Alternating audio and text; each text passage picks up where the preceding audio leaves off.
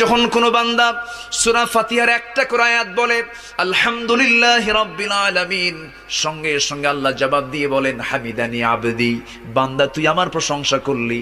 আর রহমানির রহিম যখন বলে আল্লাহ বলেন আসনা আলাইয়া আবদি। মালিক ইয়াউমিদ্দিন যখন বলে আল্লাহ বলেন মাজ্জাদানি আবদি। এরপরে যখন বলে ইয়াকা না'বুদু ওয়া ইয়াকা নাস্তাঈন পর্যন্ত যখন বলে আল্লাহ বলেন বান্দারে তুই আমার কাছে কি চাস, প্রাণ খুলে চা রে বান্দা।